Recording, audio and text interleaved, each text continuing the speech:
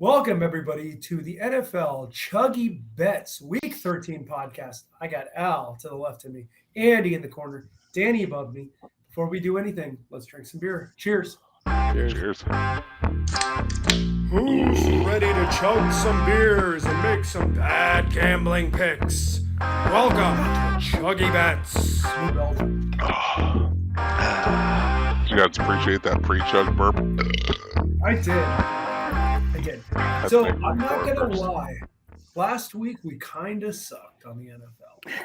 There is not much to promise here. We can say we had a bad week. I will give Al his flowers. He did win his Chuggy bet, and this is his 10th straight week of winning a Chuggy bet. So Al gets a Chuggy bet. You know what, Al? You get 2 Chuggy bets because you had the best record, too. But God, we suck, wow. Right? And we were bragging about it. If you guys read the podcast descriptions, we explained that we've been really hot lately, and it had to regress to the mean, and it did. It regressed to itself. Let's talk about things we learned in the NFL last week. Did anyone learn anything interesting?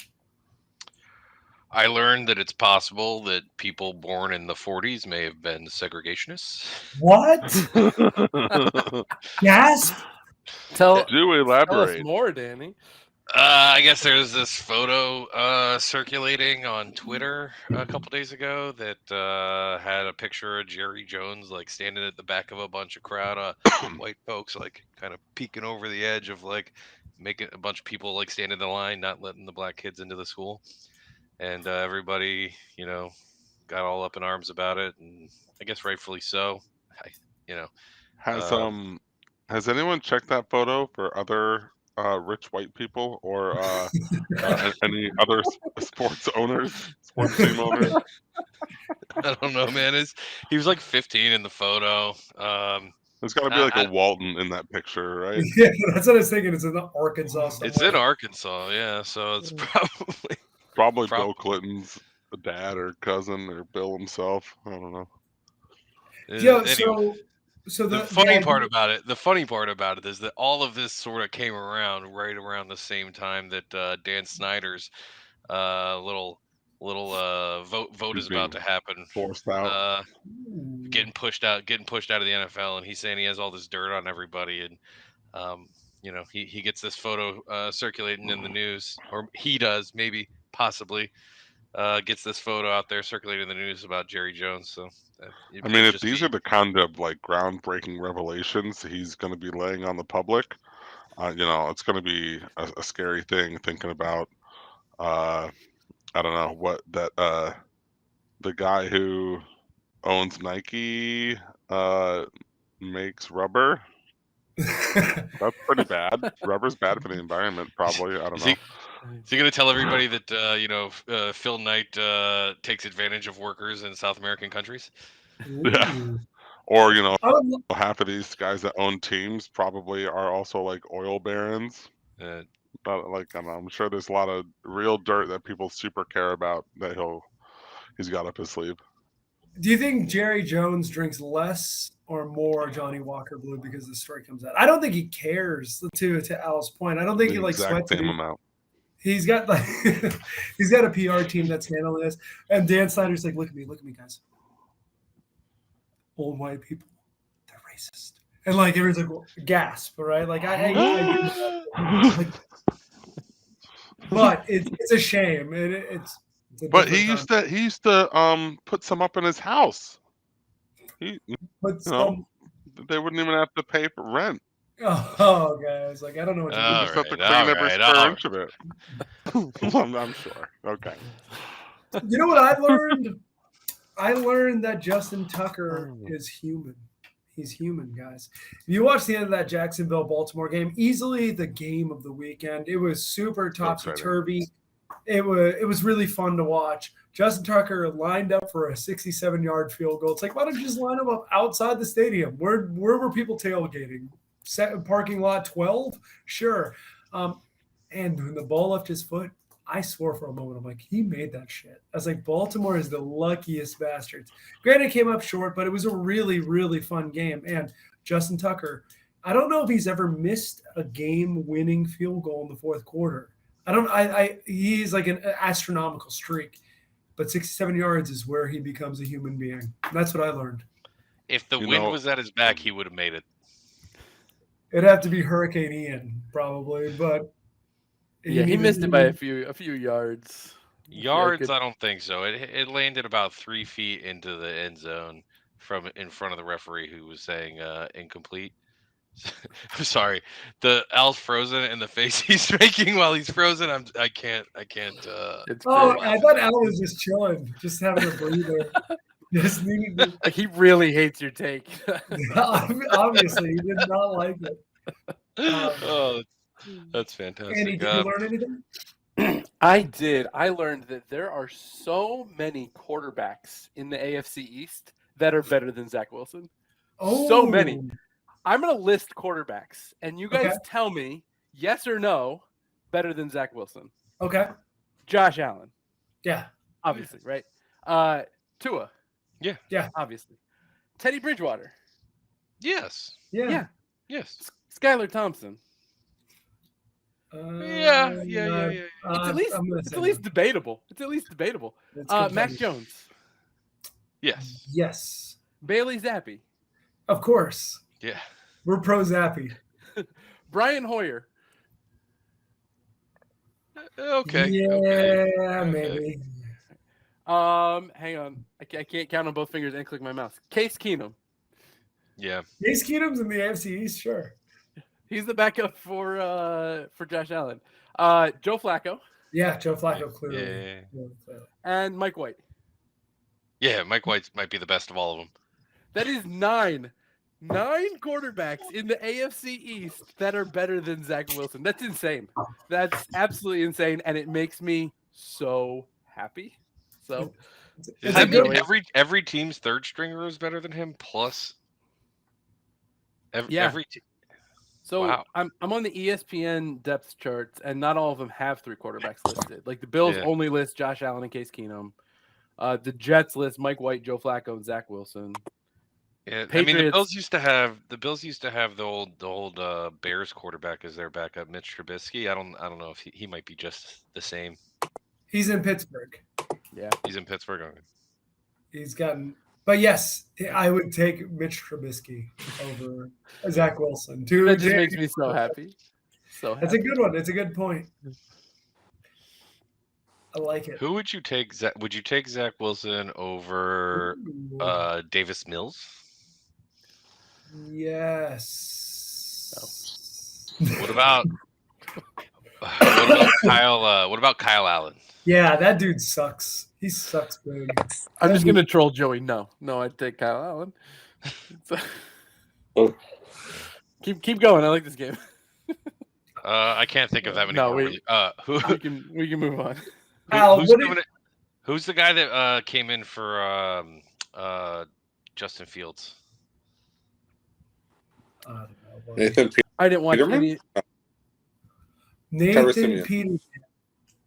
Trevor Siemian came in. Both bad. Peterman got promoted. So Nathan Peterman, I take. Zach Wilson over. I think Trevor Siemian, I'm still taking. I agree. I know exactly what I'm getting with Trevor Siemian. You know, I'm getting like 9 of 12 for 34 yards, no touchdowns, no interceptions. Yeah, it's not a fun game to watch. It's not a game you want to watch, but there's a game you're probably going to win. And in the Jets' defense, they won the game with Joe Flacco started. Mike White. Like 400 yards and 3 touchdowns. He had one of those Mike White Jets games. Those games happen. Mike White does Mike White things. Didn't happen against us. Oh, thank goodness. Al, did you learn anything? Oh, you're gone. I learned that while I'm sad to see him go, Jacoby Brissett went out with a friggin' bang, baby. That Tampa Bay game, like I thought the Bucs were going to roll. Bucs were up big, and they showed a lot of spunk. Many generic ways you can say that they won the game barely. It's like they showed a lot of heart out there today, and they won that friggin' game. And Tom Brady kind of sucks. Like we can try to like excuse him, and I know Danny's going to be like, I care for you, like all the classic Levitard skit. But I'm happy to. What is going on with Dallas camera? I'm happy to see that whatever's going to happen with Cleveland, I know they're going to be under a lot of like heat and shit. But Brissett went out with a bang, and I'm happy about it. As long as it was consensual. As it was consensual bang. I don't think it was. I think he forced himself on Tampa Bay. That's true. That is So, absolutely I mean, true. you could say that about Tom Brady, and I'm not going to do the I care for you thing, but just watching him command the team, a team that's not very good, that's a bad offensive line he's behind right now. But watching him Al, are you doing this on purpose? Al doesn't even have a microphone. Can't hear you, bud. No, we can't hear you. Sorry. This is great podcast fodder, though. So, It looks like abstract art. watching him command the team when they were running the 2-minute offense when they like needed scores at the end was fantastic. He just does it better than anybody, getting them down the field, like calling the plays, getting the team to the line of scrimmage. He still is good.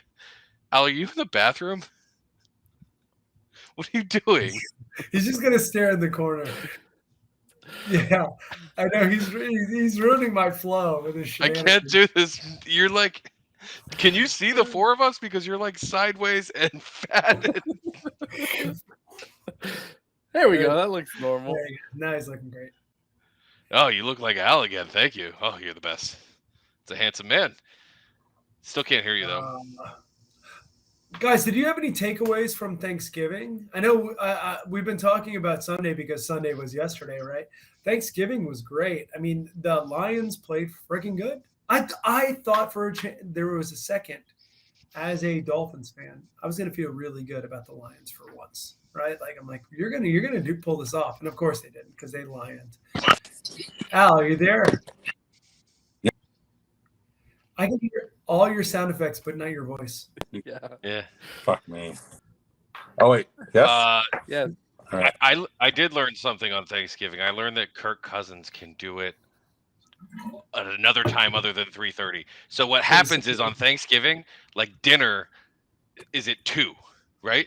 So Kirk Cousins ate dinner super like in a different, like everything gets moved up. Yeah. So he was playing super late, but because he like everything was moved up, the late game was actually 3:30 for him. That's why he played so much better. So on Thanksgiving, Kirk Cousins can win in primetime. Wouldn't moving dinner up actually make the late game even later? No, everything gets moved up. He moved it Right. to the day before. It was so Everything gets moved up. Everything gets moved up. 3:30 the next Dinner day. was moved earlier. The game that he played counts as earlier. Those are Andy, you're trying to do the thing where the guy's measuring the can and from the can on the floor to the can on the counter and then turn them on their side and wonder why it doesn't measure the same. No, just go with what I said. I'm sorry. Yes, you're right. We're doing so good. I'm so Al, happy. I've tell us about Yes. the Lions-Bills game. What were your thoughts? I was my wife's family gathering. Okay. I couldn't let out as many F-bombs as I want. I think that game was incredibly winnable, and they just shit the bed, which is playing to lose. And then they went ahead and gave up the field goal in regulation from game over. So dumb. Made me very angry. It was a really good game. I thought the Bills were going to kick the shit out of the Lions, and the Lions showed a lot more spunk than I expected. They could have won. And then we can go into this week's games, but what was the first drink you had on Thanksgiving? Ooh. I had a whiskey and apple juice. Ooh, Danny, what'd you have? Busch Light. Andy, did you drink on Thanksgiving? I had a couple of beers. I was home with sick kids. It was pretty bummer of a holiday, but I did have a couple of Busch Lights. I had a champagne. I know we were talking about this last week in every one of our podcasts of what we were going to drink. So I just wanted to make sure we brought it full circle. Your boy was drinking champagne in the morning. So my first drink, I was smoking a brisket. So my first drink happened at like 5:30 a.m. So I didn't want to break out any of the fancy stuff then, but I did open a champagne bottle and made some mimosas for Missy and me and my mom pretty early. So that was the first drink most people had. You guys will be proud of the degeneracy here. I actually had a leftover that I brought to bed with me and left on the nightstand that I woke up. So actually, that was my first drink. But the first one I made was the whiskey apple juice. So did you have it was a leftover drink or like a leftover plate of food? Leftover drink. Oh, I'm sorry. I thought you like got a plate of turkey and just you woke up in like a drunken stupor, just like fork over your head. Just No, like, that's a bad. No, Wednesday before Thanksgiving, you tied one on the night before. You oh left, no, fell asleep with the drink next to the bed. If it's not a beer, you can drink it again in the morning. Now that I quit smoking, you can. When I used to smoke, you can't do that because you never know when there's gonna be a cigarette butt in your beer. Oh, that was always a tricky game. Yeah. Very foul. Well, I'm glad we all Actually, made if you drank out of something when you were smoking, just the flavor can also just transfer itself to the drink too. Can we get a show of hands who here has tried to drink a beer and gotten a cigarette butt in their mouth? Like it's happened to all of us, right? Abundance. For sure. It's the worst. Who's gone to college? Al, you didn't even smoke. I'm sure that just living in the house with me, it happened to you. You know how many times I put my own cigarette in my active beer, forgotten about it, then tried to drink active beer a minute ago? Like a minute later. Or when you got a dip cup and a drink cup. Ooh, that's a mistake you don't want to make. It's a dangerous game. Yeah, dip cup and a drink cup in the two separate hands. Dangerous game. The only other thing I want to get to on the NFL schedule is Aaron Rodgers that dead now? Is he like dead? I heard he was talking about in his post game today that he may have punctured his lung, and everyone's talking about it's Jordan Love time. And like, what the fuck do the Packers have to play for at this point, right? Like, they're no use to being a hero. And we've talked about it on this podcast before. He wants to just do drugs and get paid $3 million a game, anyways, and he can do that currently. But like, anyone have any thoughts on this? Yeah, I hope Aaron Rodgers go open a like Key West style bar in Palo Alto with David Shaw, and they're just both done. That's why David Shaw dipped out. They're going halvesies on a. You think they have to go halvesies on a US style bar? I think they can own their own. But I would love it if they were. And honestly, it would be like it would be like a mending of two rivals, right, between Cal and Stanford. I think that would be adorable. They just like have like the Bear Cardinal, and they're just like, oh, you can have whatever drink you want here. I don't know David Shaw at all, but just looking at him, he does not look like he enjoys drugs. He looks like he'd be very angry at Aaron Rodgers for like, don't bring that stuff in my bar. So I don't know that would work very well. But maybe I have the wrong read. Maybe he's a lot more fun than he looks. I hope he is. I hope he's the most fun guy. I hope he's like we characterize Mike Leach or John Daly. That's just like Mr. Shaw. Everyone calls him Mr. Shaw, but when he lets up, he's like, "You can call me David, baby," and he just like goes big.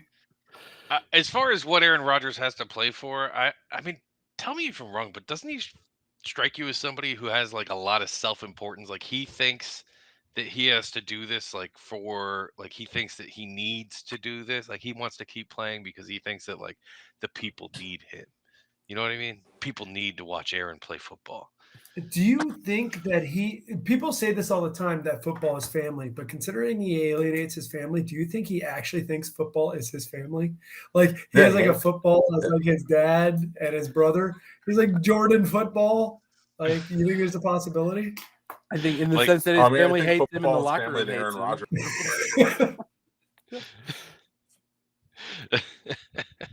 Yeah, all right. That's pretty good. That's all I got. Dude. All right, let's get the picks. What do you say? We had a shit week last week. We introduced this on the pod. Al, did you have something else you want to add before we roll on the picks? Let's do it. I like seeing your kitchen. Your fridge looks great. I like fridge magnets. There she is. Clarabelle, pick of the week, Atlanta. She looks like a Falcon CB, fan. the Clarabelle bet. All right, let's roll into. We got a full schedule. I think there may be a couple teams on bye, but we'll figure that out when we go through the roster. So on Thursday night, we got an AFC East battle. We got Buffalo going into New England. Danny, you got to play on this. I know Buffalo's played a lot of close games recently, but Josh Allen's been a little beat up, but they're still a lot better than the Patriots. Like the Patriots games that they've been playing is and playing better and have been against really younger bad quarterbacks that Bill Belichick's been able to out scheme, and that's just not Josh Allen. I think he's gonna get back on track this week and win by a couple of touchdowns. So I'm gonna lay the 5.5. Yeah, I like it. To Danny's point, so Josh Allen has been very banged up lately. Good thing about playing on Thursday night or Thursdays in general is that you get mini off to rest the body. Usually, get a little extra time to recuperate going into the next set of games. So good Allen renaissance here.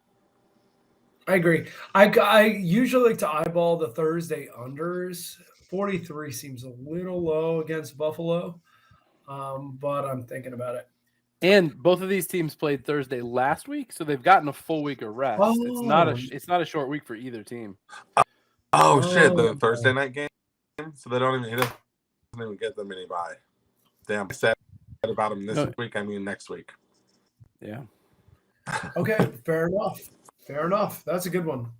Good. Look, if you guys need better gambling advice than this, I can't get it anywhere else. Let's go to the Mercedes-Benz. We got Pittsburgh going into Atlanta in a really close spread. Al and Andy are two different sides. I'll let Al start us off on this. Yeah. Atlanta did not cover last week. Pittsburgh just covered on Monday night. So I am going to back the Falcons to basically to win because it's one right now. So they just got to win this thing, and that bet's hitting. Not so fast, my friend. I like Pittsburgh plus the 1.5. The Falcons, I feel like I say this every week for the last 6 weeks. The Falcons were cover monsters at the beginning of the season, and then they stopped doing that and have not been as good. And Pittsburgh is kind of slowly, quietly started to put things back together. I don't know. Kenny Pickett's had himself now 3 in a row. Yeah, he's looked good. He's looked good the last couple of weeks. Better. So I like Pittsburgh plus 1.5, and I like it in a teaser. A lot of times I've taken opposite sides, laid the points with the small dog or small favorite, and then tease the other side. Here I'm actually taking Pittsburgh and teasing Pittsburgh, or kind of doubling down, which can be a little dangerous. So don't do it if you don't have the stomach for it, and certainly don't do it in large amounts. But I like Pittsburgh here a couple of ways. What kind of advice is that not to do it in large amounts? That's the If you like advice a that bet make you the most. for $1, you like a bet for $100, like a bet for 1,000. Andy, let's do it. That's not how I roll, boys. That's advice. Such a disciplined gambler. So I know that Atlanta has not been cover monsters.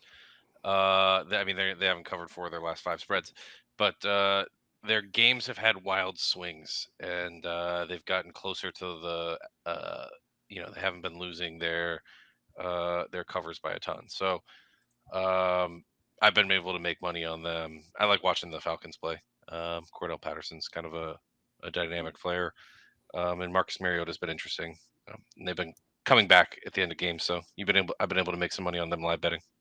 So Danny, the play is live bet when Atlanta gets down. Yep. I agree. I like that play the most from this game. I think that's a very logical play. All right, let's go to the Charm City. We got Denver going into Baltimore. Andy and I are playing contrarian sides, the same contrarian side. Andy, you want to start us off? Yeah, I'll start off by saying I hate this. I absolutely hate this. Russ and the Broncos have been so bad. I really don't want to do this, but it's too many points. 9 is too many points in the NFL for a Ravens team that hasn't been setting the world on fire. I really like Lamar Jackson. I really wish good things for him. I hope he gets the biggest contract ever. Well, huge. I want big dollars. Yes. I want a Price is Right check of money.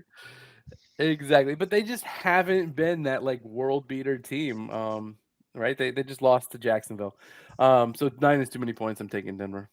I agree. It's a wake up call moment for the Ravens. I think the Ravens are going to win comfortably. I think they win by a score. I just don't think – I think 9's too many. Denver has this year, outside of the Carolina game, have kept every game freaking close, right? And I saw everyone on the sideline just yelling at Russ the other day. Obviously, Russ doesn't make many friends with his dumb TikTok bullshit and his – I don't even want to go into that. But, like, he does shenanigans. 9 is too many points. It's clear. It's just, like, straight up too many points on this game. I think Denver's defense will keep it close. I don't think Baltimore's defense is very good. I think there's a chance that this game goes over for the first time in Baltimore and Denver this season. Like they may be an offense that finds points. So I like the +9 here. Real quick, there's only 2 teams I'd back for double digits: Bills and the Chiefs, and that's not the Ravens. So this one's not double digits, but it's pretty close to me. I agree. I mean, I just want to throw out there that in the last 5 games, the Broncos have only scored more than 10 games twice. Yeah, no. It's one of those, they needed 3 50-yard field goals to get over 10, along with their 1 touchdown run. And I'm not even because sure that Russ is trash. That was offensive. It could have been defensive. No, that touchdown was. The other game was Jacksonville. Okay. They scored 3 touchdowns, but I'm pretty sure there was a pick 6 in that game. Yeah. With Trevor Lawrence. So they're just not a team that scores more than twice in a game very often. No, they don't. But they don't give up a lot of points outside of the Carolina game, which is the weirdest statement I can make. They didn't play Carolina particularly well, but they don't give up. I think they had You're right. They don't give up a lot, but they're giving up 2 touchdowns and a couple field goals a game, which is like a normal amount of points for teams to score. But it ain't 9, baby. It ain't 9.5. And Justin Tucker is almost every time. They're not getting those field goals. No, I really love the +9 here. I don't know how else to describe it. I think it's going to be closer than people think, but I think Baltimore's going to win. If the Broncos can put together a drive where they pick up like early in this one, then I would double, because I think if the offense can move the ball and their defense is great. It just isn't having to solely rely on the defense to shut Baltimore out. Basically, I'm a lot more confident in Denver covering the spread. Real quick, I mean, the Ravens aren't cover monsters either. So like, I don't want to stay on this game. I'm not betting it. No. I'm not betting it. Yeah. Which quarterback do you think has a worse relationship with his team, Russ or Aaron Rodgers? Ooh, good question. So I would say Russ, and the reason I would say Russ is because he seems inauthentic, and that seems to go over worse with people than Aaron Rodgers being an authentic asshole. Yeah. Like, at least Rodgers owns it. He knows. Yeah, he's like authentically, fuck you, I'm better than you, and I don't care about you. You're just a little plebe. And Russ is like inauthentically like, please love me. He's like, but you didn't see my TikToks, baby. You didn't see them. They're so funnies. Yeah. They're such funnies TikToks. So like Russ is a guy who's like you're driving on the highway and you get a flat tire and you pull over and fuck, I got a flat tire. And he's like, it's okay. It's just God's way of putting an obstacle to you and see if you're one of his strongest warriors. And you're like, dude, shut the fuck up and get the but one or the other. But both involve you shutting the fuck up. So I want to go to my point earlier. The Broncos have not there's been 9-point margins in their games twice this year. Jesus Christ, Las Vegas one was 9, and last week was particularly bad. But they had a particularly bad setup where they lost to Carolina by 13, and everyone was killing each other on the sideline, which is not a good point to my trying to say this game will stay close. But I think this game is going to stay close. I think the defense is really good. They may all kill Russ by the end of the game, and it may be like Drew Lock coming back in, who's no longer there. I have no idea.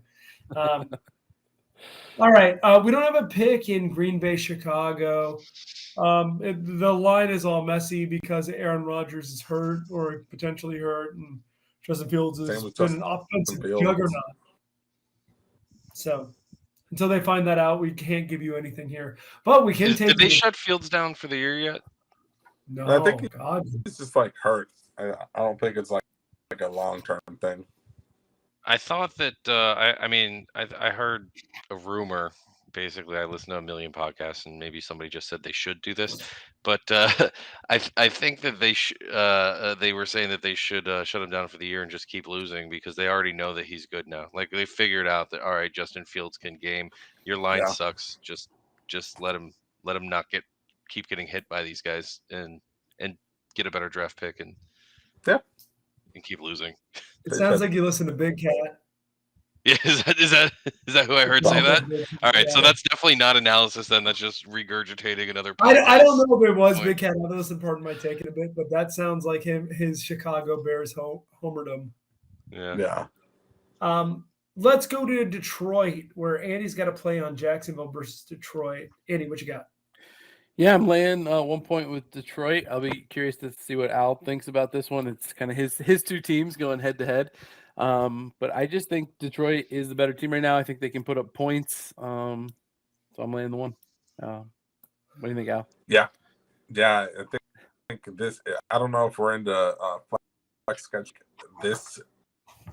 It's not crazy to suggest that this could be an opportunity to fight. I mean, these are 2 4-7 teams. It's not like get that mixed up. Like teams that are both theoretically in the playoff race still. Losing to the Bills and the Jags are still like a couple games back in the division. There's a lot on the line here in this matchup. The Lions figure things out, and if Dan Campbell can get out of his own way, they're going to string some wins together down the stretch here. I think Jacksonville's up prime. I also think the Jags. It's tough to say if this is up and down moment for them, or if they've turned a corner here. If you ask they would imply that maybe Trevor Lawrence has turned his found his stride here. There was Andrew Wingard, the Jags safety, that you guys had probably saw where he was like basically rookie year because Urban Meyer is dog shit. So this is basically he's like half, and he's the dude that looks kind of like Bailey strides. Smith, right? Yeah. So I want to think this is the Jags like moment to turn the corner, but they've also had those moments earlier this year, and then I'm always hesitant to bet on the Lions, especially as favorites. But this is one Detroit, and I think it's a reasonable move. So the Lions are your number one team, right? That's who you're rooting for in this game. Yeah, for sure. 0. So I mean, Trevor Lawrence, that 2-point conversion throw was just so beautiful. It was. Yeah, if for no other reason, perfect. So that all the Jags fans, all my buddies that are Jags fans, any ammunition to just like talk a bunch of mad shit while I'm like pissed off on Sunday after I lose. Yeah. Well, it'll be a good game. I think it's going to be a more entertaining game. The over-under is at 51.5, which is a really big NFL number. So if you want fireworks, let's go there. If you want not fireworks, let's go to Houston, where we have the Cleveland Browns led by Deshaun Watson for the first time this season against the Houston Texans. Al, you got to play here. What you got? Yeah. Deshaun Watson, significant upgrade at quarterback over, but the Jacoby Brissett he played 12 games, right? Or 11 or 12, about a dozen games. He's experienced within the offense personnel they have currently. Deshaun Watson, I don't know what kind of reps he's been getting in practice, but he's going to have a shit ton of rust to knock off. He's probably going to look awful in this matchup. It isn't bad. I mean, it's not like great, but like they can hang in against. It's really the Texans' offense that I'm concerned about. But 15 points or something like that here, I think it's going to be tough sledding for points.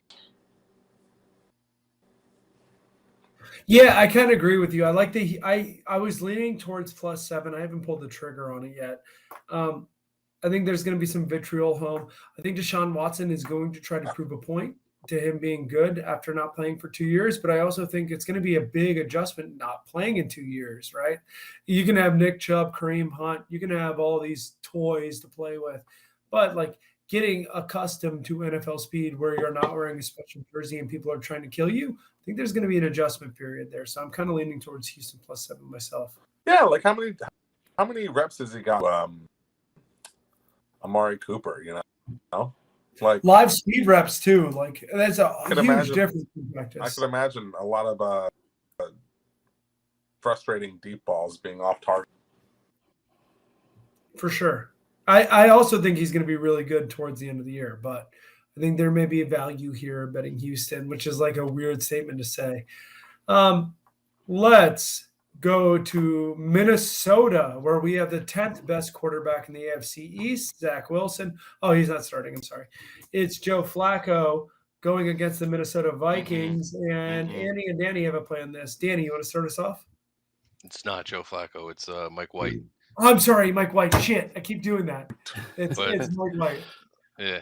So, but anyway, it doesn't matter because they're going up against the most unstoppable force in all of sports, and that's Kirk Cousins in the 3:30 to 4 o'clock window.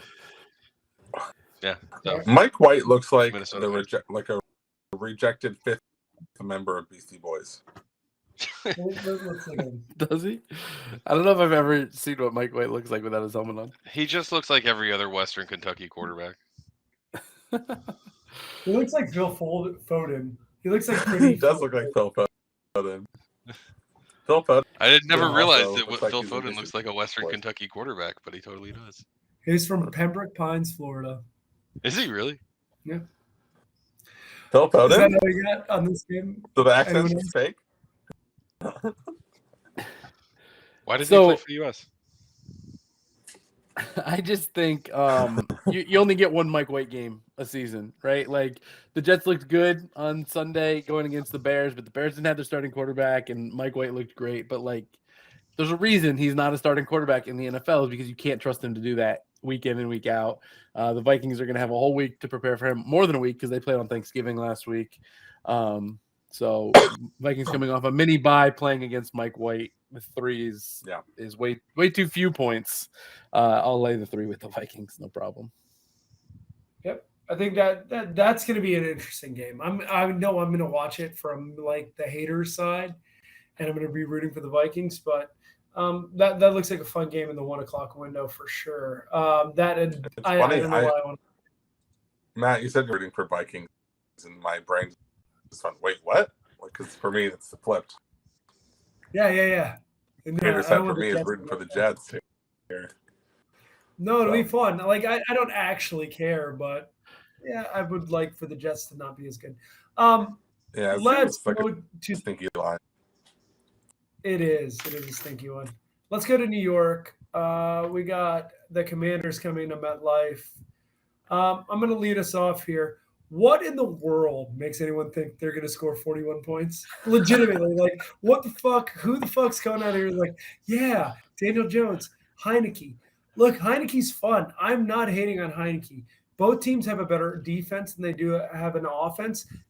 Washington is a legit good defense. I have no idea who's going to win this game, but I'm pretty fucking confident it's going to be under 41 points. So I'm going under 41 here. I don't hate it, but I feel like it's a little too low. Like I'd like it better at like 45. I love it at 70. I hope they put it at 70. But under 41, I feel good enough about. And honestly, I like it at 42. Like 40 and below. Like 40 is like kind of my foot in the sand line. I could see this being 23-17, some dumb number like that, where 41 comes in more conveniently. And the NFL always has weird numbers. Someone has 22 points for some damn reason. and I never understand how that happened. But I like that. Andy, you have a play on this? Yeah, I don't have a strong lean one way or the other, but the Giants are right in that perfect teaser range. They're getting 2.5 points. They're at home. You add 6 to that, you're giving me 8.5 points at home in a game that I think could be very close. I'll take that all day. So I'm teasing the Giants up from 2.5. Excellent. Let's go to Philadelphia, boys, where they throw snowballs at Santa. We got Tennessee going into Philadelphia. The three of us have a very odd consensus. I'm going to let Al lead us off.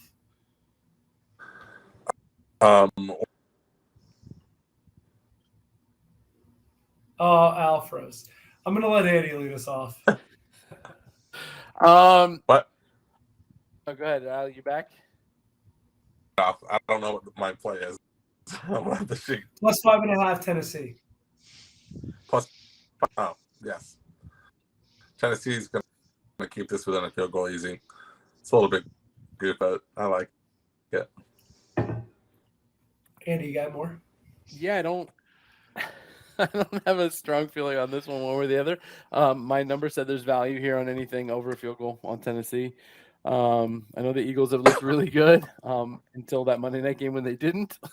But, Derrick Henry's still a problem, and I'll take Tennessee plus the points. Yeah, this game feels like one that's going to be messy early. Philadelphia's clearly got a advantage as far as being a great offense and good defense, right? Like they're pretty good on both lines, and Jalen Hurts, when he gets his feet going, is freaking dangerous. But also Derrick Henry, when he gets his feet going, is really dangerous. And that Tennessee defense is going to make this super sloppy. This is a one to eyeball the under as well. I think this game could be dangerous. I hate going under in Philadelphia games because they clearly have a dominant offense. But I love the plus 5.5 here, so that's what I'm going with. Yeah. Jalen Hurts ran for like 130 yards last week, but no touchdowns. And he got stopped inside the 5 like 2 or 3 times. I kind of like him to break into the end zone this week on that prop. Run touchdown, a rush TD. Yeah, that's a good bet.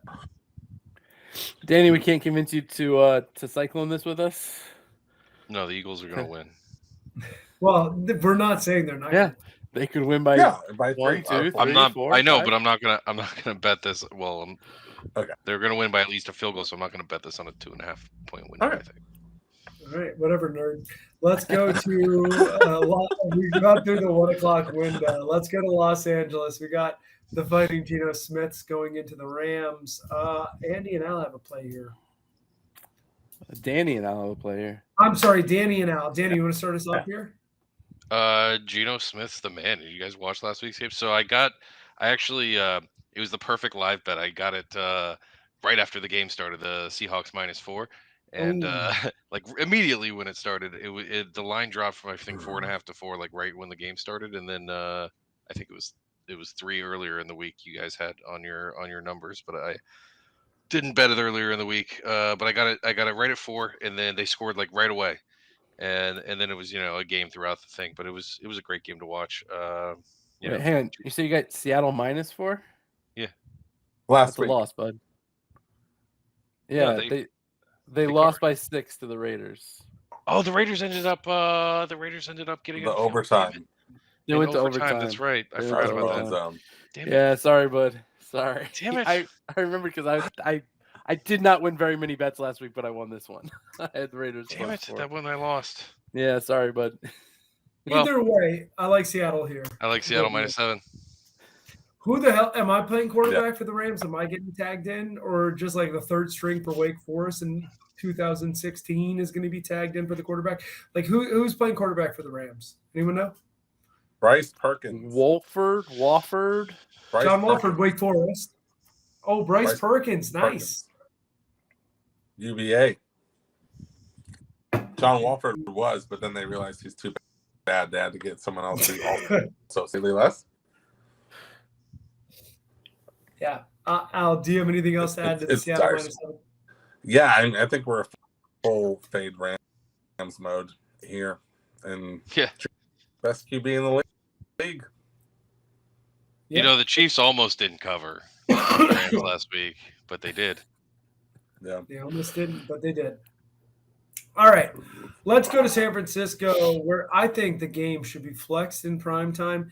You got the 8-3 Dolphins going to the 7-4 San Francisco 49ers, something like that. I'm going to play a contrarian side here. I think the smart money says to play San Francisco. I like Miami plus 3.5 here. My biggest fear is if Armstead is going to play left tackle. If he doesn't play left tackle, I think Joey Bosa may eat a little bit. Speaking of that, does Tua have bones? Or does anyone know if he has bones? Because when That he gets dude is stacked, flexible.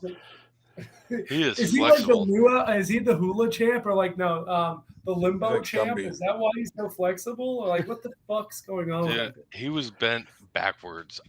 My knees hurt watching that. He gets sacked in like LOL ways. You're just like LOL, and just like falling apart, like his arm falls off his body. Even still, San Francisco's really good, and they like to make games really messy at home. I kind of like the plus 3.5 here. I think it's going to be a fun game to watch, and I'm going to place Miami on the plus 3.5. I'm not betting on the Dolphins until Armstead's back because, if you look at all the numbers, everybody's focused on, the Dolphins have won every game Tua started. We're undefeated when Tua plays, all of that stuff. It also corresponds with him.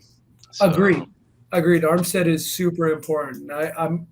I think they are acting like Armstead will be there, but who the hell knows what that means, right? So like his injury is a strain and not a tear. So he's been incredibly tough this year, playing through every injury.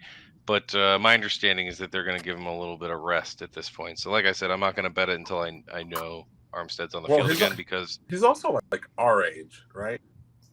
No, I don't think is he that old? No, he was born in 91. Oh, no, he's old. He's old. He's not as old as us, but he's old. So 31. Yeah. And he's the been Dolphins one of the best tackles in the league when he plays. And this is the worst. They have a very hard road stretch here, 3 games in a row. This is going to probably I don't even know. Like all of them suck. They got to go here and then the Chargers and at the Bills. Like it's going to be a tough stretch for them. They need to get a win or two in order to maintain their AFC standard.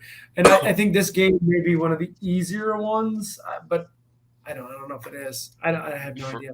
For all the talk of getting, Hill and all the weapons and stuff, we had this tight end and we had Jalen Waddle last year, and our offense was pretty pedestrian. And I know McDaniel is here now, but our offensive line was trash last year. So even with this quarterback and this part of this receiving core and this tight end, without that anchor on the left side, it really solidifies everything. So I'm concerned with the offense without him in there because the backup is such a drop off. He's such a drop off. If anyone knows Mike McDaniel's style, though, it's got to be Kyle Shanahan, right? If anyone knows Kyle Shanahan's style, I just hope it's as good as it could be. That goes both ways, though, yeah, because they've coached together for 20 years, something like that, even though there's like Mike McDaniel was 16 when he started coaching with the Shanahans, I think. No, I think it's going to be a fun game. And if anyone like this, to Danny's point, you can say the same thing about Shanahan has a lot more on his playbook or his dance card than McDaniel's ever had. So like people know that playbook better, but they also have Christian McCaffrey. They also have Deebo Samuel. They have Joey Bosa. They have a litany of people who are like, wow, that's a super impressive roster. So San Francisco could be a Super Bowl contender in the next couple of weeks, and it's going to be a fun game. It should be flexed into Sunday night is my only point here. And I'm still like everything we've said, I'm still taking the points with the Dolphins. Let's go to Cincinnati. We got Kansas City coming into Cincinnati. We got a bunch of plays here. I'm going to let Al go first, and then Danny, and then Andy. Yeah. What's my Chiefs minus 2.5. I love this one. It's minus 2.5. Yeah, the Bengals are they still managed to pull out the W this past week, even though they were without Joe Mixon. It was the Samaje Perine coming out party. I think the Chiefs are the significantly better team, both offensively. These are probably pretty equivalent defenses. The opponent wants to, and this is, I think, a good opportunity for them to kind of muscle here. But I think the Chiefs offense is going to have their way with the Bengals defense. Danny, do you want to add on to that? When have the Chiefs not covered 2.5 points, like, ever? That's a good question. Yeah, I mean, I guess they've lost 2 games, but other than that, and Mahomes probably has as many weapons as Aaron Rodgers does, but the Chiefs can manage. They still have Kelsey. I don't know about that. What's the running back's name that was in there last week? That dude was fast. He looked impressive. Pacheco? Yeah, Pacheco. Yeah, I don't know where he came from, but he looked real good. And I don't know if he's going to be one of those like one and done guys or flash in the pan guys, but I feel like Andy Reid's going to figure out how to keep using his speed and talents because he was quick and strong. Everyone who drafted Clyde Edwards-Helaire in fantasy because he's been like vulturing reps and fantasy points here all year. Watching him, he looks like he has a lot of. I mean, he's not Tyreek Hill, but he looks like he has a lot of Tyreek. He looks like he has a lot of Tyreek Hill in him as far as the way he gets to the sideline and changes direction. If he can catch the ball, which I don't know if he can or not, but I don't incorporated him into the passing game as much. But if he can be a part of that, he can, in addition to the offensive firepower. So Isaiah Pacheco is from Rutgers University. He was drafted in the 7th round of last year's draft. And this proves why fantasy's backs high, folks.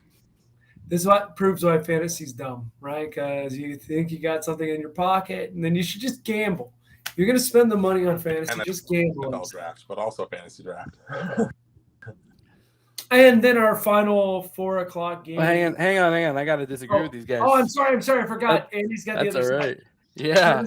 You know you're going to try and hit the middle of this. You only picked the 2.5 for the teaser, and you're going to try and take the middle. No, I'm on Cincinnati both ways. I'm taking the 2.5, and I'm teasing it. I think Cincinnati can win this. I think they're a good team. I think they've got just as many weapons. And they have a good defense, so there's no reason they can't win this, especially at home. I'm taking the 2.5. I am going to tease it also. I'm going to bet it twice. What's the other one you're wrong about that you're taking? The tease is good, but the straight up is bad. Pittsburgh. What was the other one? 1.5. Pittsburgh plus yeah. 1.5. Endorse the teasing here, but the spread bets. I think I'm gonna try and get both sides of this with that teaser. Yeah, come on in with the teaser at least. You know I love teasers too. All right, now we can move on. Sorry. All right, no, I'm sorry. I didn't mean to step on your toes. No, we got one more final game before we get into Sunday night, Monday night, which you can find on TikTok and everywhere else you want to follow us. You should follow us on Spotify. We're really great there. We got Los Angeles Chargers into Las Vegas. The line looks like 2 points to the Chargers. Al, what you got here? Yeah, I love it. Chargers minus, lock it in. That's a win. So the Chargers -2. So that's good. That's good analysis. Andy, you have something to add? This is another one in the teaser range. I'm teasing Las Vegas up from 2 to 8. I think they keep it close, and I'll take 8 points with the Raiders at home. Fair enough. All right. Let's do Al, you can tell someone to drink if you want. Oh, yeah. Answer that. And then also Danny, chug if you have any, chug that too. Hey. Let's do our dirty work there, and then let's go into ChuggieBets. Al, you won last week. You want to start us off? Yeah, that Chargers bet? Yeah, it's gonna be that It's going to be that Chargers. That's what I'm going for 11 straight here, ChuggieBets. Chargers -2. I really like him. They didn't cover this past week, so they're out there looking to get the they need to right the ship, and then the Raiders did go out and cover high on themselves. So it's a good spot for them to go get blasted in LA. So yeah, lock that one in. They're going for 11 straight. If not, I'm just sitting in the fridge behind me. It's a what is it now? It's It's a nice house, like Edge. dry age. Ice House Edge, 8% alcohol by volume. That's what I'm Can't chugging wait if for I'm wrong. it to happen. All right, Andy, what do you want on your chuggy? I'm taking Minnesota -3 on the I don't want to argue with Danny principle.